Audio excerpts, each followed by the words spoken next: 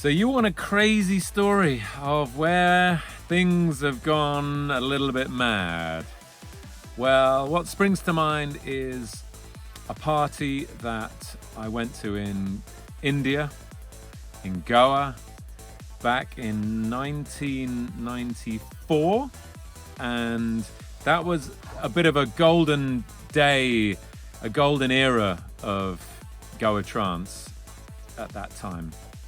But you wouldn't believe it that season, 94, was when the cops decided to come down heavy on all the parties, and they were trying to ban the parties.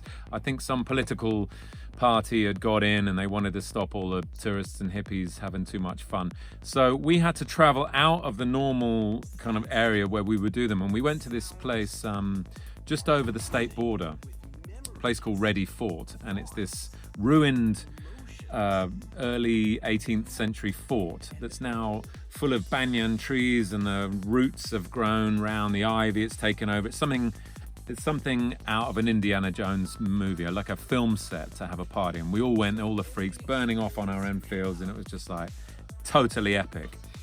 Music starts kicking out, get to about midnight, and suddenly there's that wave. Everybody's drank the punch, everybody's totally flying, and then we hear those words that we don't want to hear, and that's like, the cops are here. I was like, oh no. The music goes off, the music goes on. I think in India, they're trying to pay them off the bakshish, the bribes to the cops. They take some, then they want some more, and it's all getting a bit hairy. And then suddenly we hear gunshots, bang, bang, bang, like that. We're like, oh! Everybody just scatters, just runs literally into the darkness in this old fort. There's people falling down wells, tripping over, cracking their heads open. Cops taking out their bamboo sticks and giving people a little bit of a bamboo massage. It got really heavy, really, really insane. And basically we managed to find our motorbike, get on it, and drive off back to our beach hut and hide. But what that shows you is the lengths that we went to go to these parties to celebrate our music and our culture. And, you know, we weren't, all right, we ran because we were afraid, but we weren't scared to give it a go. And, you know, in a way, I think we're still like that. This music that we're into is about breaking out from society, bending the rules, and living under the radar and finding our way to, you know, celebrate our life. And, you know, I live for that still. Hello, and I'm very happy to welcome now with us Tristan, that you all know, of course. How are you, my friend?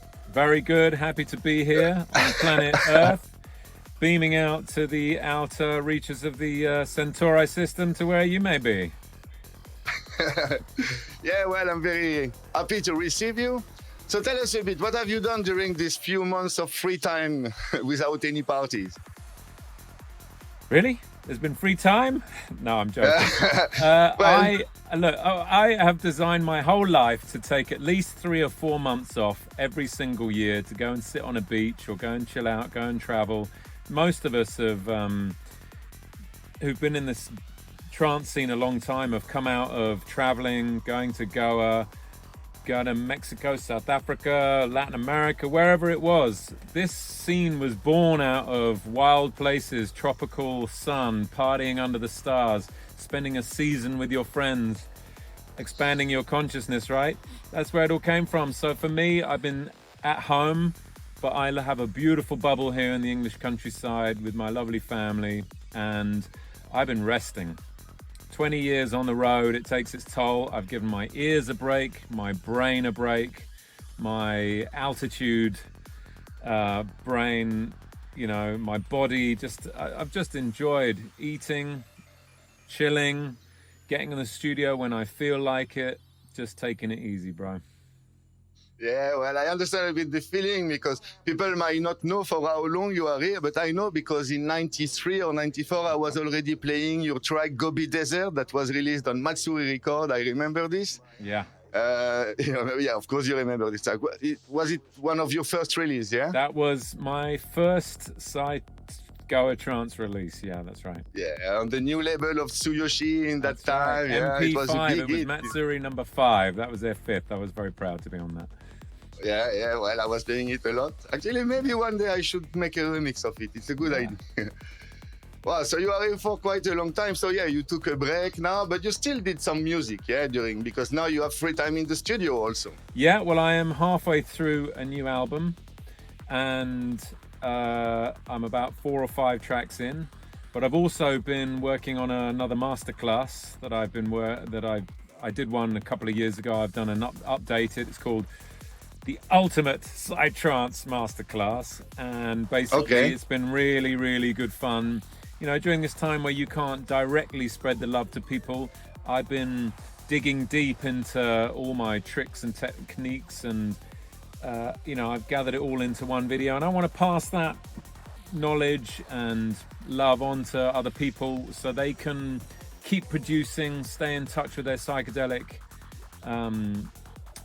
you know, creative flow, and you know, we can all keep banging out some killer music. Nice. So how it works, your masterclass? It's live with Zoom, or no, I've recorded anyway, we it. will put all the links in the description of this video, so if you want to see the masterclass of Tristan, just follow the links. Oh, well, that's very kind of you. So basically I've recorded, and it's been edited super high quality here, so it's done. It's a package that you either stream or download and watch, and you know, inwardly absorb the psychedelic. Nice. Actually, I have to madness. say, everything I've done in the studio is because someone showed me, because I made collaborations in the beginning with a lot of artists, and then you take the tricks from everyone. So when you have the opportunity to have someone like Tristan give you all the tricks he knows, jump on it. Well, that's, yeah, man. Say. Yeah, you're right. I mean, we all learn from each other. And the beautiful thing about this kind of psychedelic scene that we've got is we all share, we collaborate. You know, how long have I known you? Since what, 93? When did we first meet? I think I remember. It was in a club in the Rex in Paris where you were resident DJ, and I think it might have been my first gig. Yeah, of course. It might have been my first gig in Paris, and I went there. It was an amazing night when the scene in France was like the top in the world. And then after the gig, 8 in the morning, well, absolutely knackered. And you said, don't worry, I'm just going to take the sound system off. You packed up a white van, and it was in this, like, I don't know which part of Paris it was, but this is pre-mobile phones. I don't think I had any cash. You disappeared into the streets of Paris and left me there. And I think you might have actually forgotten about me and came back 4 hours later, and I was there asleep in the club, leaning against the wall. Like, oh, cheers, dude. Absolutely no memory. No, but happy days. They were amazing times. I have no memories of this one particularly, really. But I have other memories with you. We met in Australia where you were teaching me how to play chess because I wanted to learn. I remember this. That's right. Well, actually, but you've taught me a lot of magic as well, dude. So we share the knowledge. That's what we're saying. Yeah, we share knowledge. This is the point. But there is one thing that the people might not know about you is that, I mean, and I think in all the DJ friends that I have, I think you're the only one who have a gold medal in a sport. Oh. And not any sport. Tell us a bit about this, because this is quite special for a psychedelic trance DJ, you know, to be gold medal. Well, it was, that's a bit of embarrassing of you to bring that up, but it was basically, I used to practice Japanese kickboxing for 25 years. And for me, it was the balance. I would party like crazy and I would train like mad, and together that would keep me kind of sane. Both, you know, extremes of the spectrum. But it was, I won the European Championship. That was back in 2006 or something. But the beautiful thing about that sport for me was I used to go to Japan in the noughties, 2000 to 2000. Well, I still go. But that was a particular heyday of Japan, as I'm sure you remember. And I would go and compete in these competitions or go to these training camps up a mountain next to the bamboo grove with a trickling lake, and get up at 6 in the morning and train with these crazy Japanese guys. Very traditional, very old-fashioned. And then the following weekend, I'd get on the Shinkansen, drive to Tokyo, and then blast with the psychedelic cowboys in the most crazy, outrageous clubs, and you know, had some, you know, amazing times on both ends of the madness.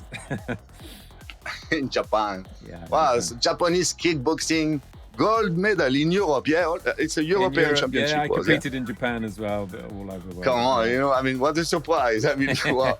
So don't mess with the guy. When he's there, he's also the security on the stage. It's all about the love, bro. But he's such a nice guy. I mean, if I didn't know this, I would have never guessed, because you're so nice. I don't imagine you as a fighter. No. But now I know. I see you with different eyes. Nice. So, what is your next release? You say now you worked you have half an album already ready. Half an album. But done. I've seen on social media you have a new EP or a remix going out very soon. That's right. There is a band called Alienatic, two amazing guys from Holland who've remixed my track. I don't actually let a lot of remixes go out of the bag, because I see my tracks are a little like children. You born them into the world and out they go, and then suddenly you're someone else is messing around with them. No, but these guys have done an amazing job. So they also do incredible parties in Rotterdam, psychedelic rave. So we work with them, the label works with them, we're like this, and I just love them, and thankfully they've also done an amazing job.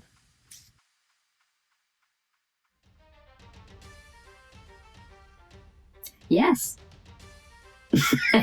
You want me to expand? I was at school, and one of the gardeners, one of the groundsmen who used to look after the football fields, used to mow the lawns on the football field. His name was Rusty, and I think he sold me a little bit about maybe an eighth of bubblegum when I was about 17.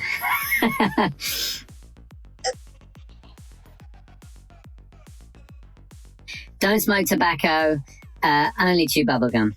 So I chew bubblegum through a pipe, yeah.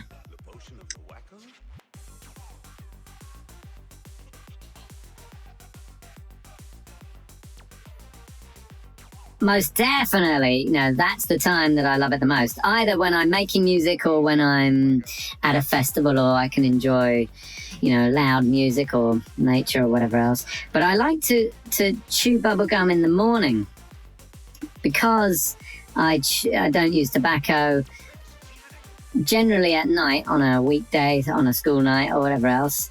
In the daytime I do it, and I'm creative and I use it. I don't chew in the evenings just to kind of chill out. I use it to lift me.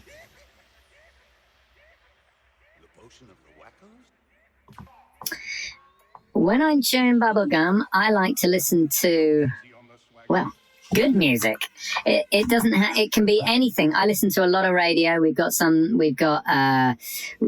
called BBC Radio 6. If I'm going to listen to a radio station, I listen to that, because they play a really eclectic lineup of music.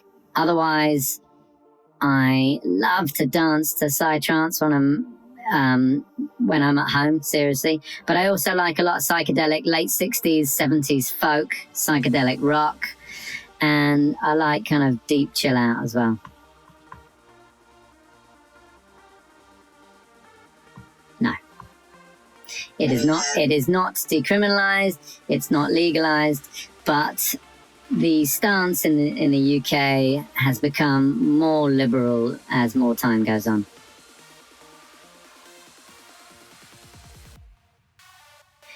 Bubblegum is forbidden in so many countries because they are under the outdated conception that people who chew bubblegum do not contribute to society. And in a lot of ways, they're right, because anything that expands your consciousness is going to make you question some of the tenets of a worker drone existence, and force you to challenge a lot of your own preconceptions of how you want to live your life. And I think psytrance music does the same thing. But when you combine bubblegum and other kind of chewable items, and you combine it with music and the dance floor and nature or a club and like-minded people, then you can really explore your inner realm and shed a lot of the conditioning that they have told you. I love this answer. Really, very good one. My pleasure, dude. Cedric, you know, you're one of my old classic buddies from the scene. You're still going strong. Love you, man. Yeah, I hope we will meet this year, 2021. We can meet somewhere in the world. Even if we live not so far, we will meet for sure somewhere very far from our home, but we will meet. We will meet and we will blast. Yeah, thanks.